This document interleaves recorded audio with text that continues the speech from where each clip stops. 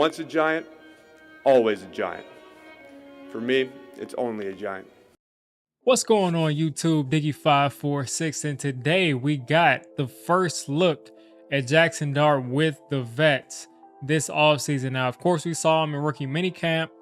Of course, we saw him, in the offseason, whatever. But this is the first time that we've seen him with the vets in OTAs, throwing it to the vets, and he looked pretty good today. Now, first off, it's just so funny to me in OTAs how people really take things away from OTAs. Like, I saw some nice touch on a couple of the throws he made that I already knew he had from just watching his tape. You got reporters, or not reporters, but Twitter accounts that are saying Jaxson Dart had himself a day. He led quarterbacks today in terms of total touchdowns, 3 passing, 2 rushing. I mean, you would have thought the guy had played in a game and won a football game in an actual regular season, the way they're acting like he just carved up the defense in 7-on-7 with no pads in practice. It's just hilarious how we just count practice stats these days. But anyway, I'll just go ahead and let you know 5 touchdowns today, 3 passing, 2 rushing is what they're saying. And like I said, the passes look good. Nice touch on it. He had a pass to Hyatt in the back of the end zone where it was just enough loft on the ball to where it landed right to Hyatt. Hyatt has kind of shown off today in practice, which he always does in the offseason. Last year, the guy was just running open down the sideline. I mean, over and over and over again. You know why? Because people couldn't get physical with him. That's really it. People couldn't get physical with Jalin Hyatt, so he was all down the sideline. He was wide open. Daniel Jones was hitting him, not in stride, but throwing it deep to him, and he was making plays. Because, again, he was wide open because they could not put hands on him. They literally can't put hands on him in this stage of the offseason. So, again, we're back with Hyatt wait and see time to see if his 10 to 15 pounds or however much he's put on this offseason is going to help him be able to get off of the press, be able to let him beat physical coverage. We'll see because he has great ball skills, exceptional speed. If he can just stay in phase, and when I say stay in phase, if Hyatt can literally just stay in bounds on a consistent basis when he's running that 9 route on the outside, that would make this offense a lot better. He is going to have Russell Wilson and, Jameis Winston and Jaxson Dart. I think all will be better at hitting the deep throw than pretty much everybody that we had last year. I just don't see anybody stepping into this role of quarterback that we have on the roster besides DeVito. They can't hit high in the stride, just with the anticipation or just arm strength. So that's Hyatt. Again, always looks like a superstar. Other than that, didn't really notice that much. Dart, again, took off a couple times, ran, but I'm like, no one's going to hit him. I mean, who cares if no one's going to hit him. So, I mean, it doesn't really mean anything, but it does go to show that we will be running the football.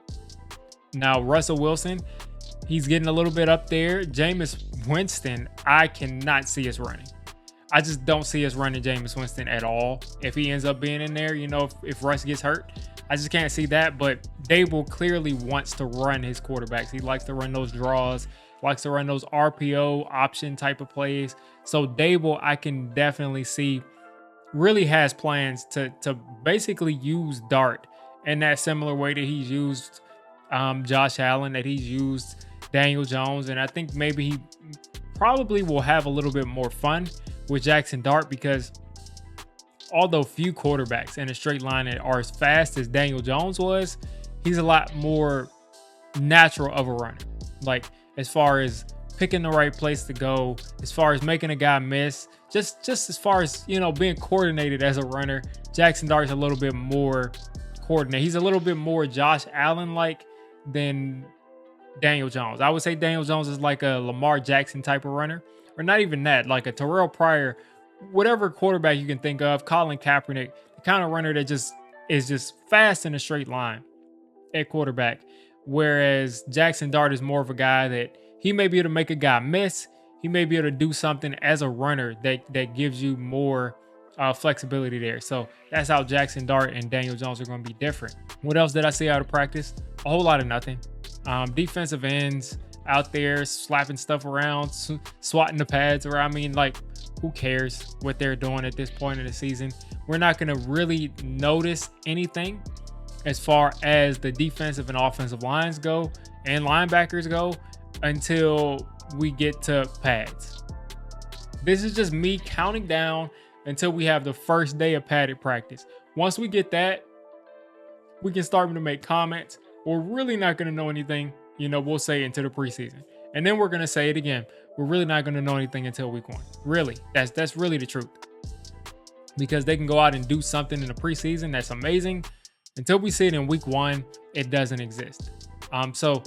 Besides just that thing about the offensive and defensive lines, looking at the alignment, they really held their end of the bargain as far as saying that they would throw Evan Neal in at left guard.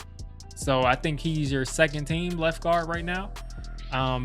Runyon is your first team left guard. So there's Evan Neal at left guard. We'll see if he can revive his career, because he's really going to be going against Greg Van Roten, against Azudu, against possibly Illuminor, probably Kubas.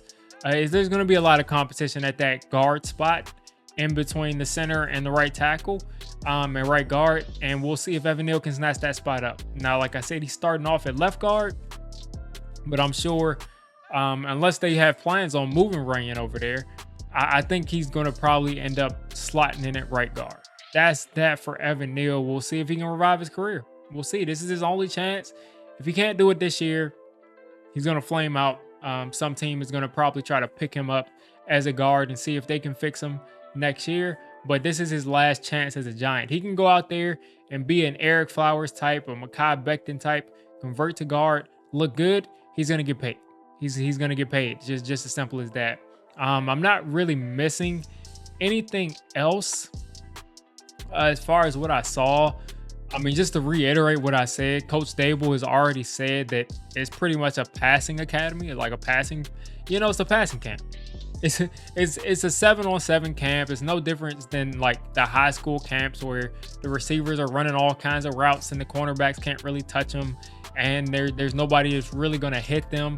So it's just really easy for the receivers. So again, guys like Hyatt making plays, you expect that. One of our other receivers, Bly, I think the undrafted rookie, he's made a bunch of plays. I think it's Jordan Bly. We'll get all the names down as we go through, but Bly's been making a ton of plays. Juice Wells caught a touchdown today from his Ole Miss quarterback, Jaxson Dart.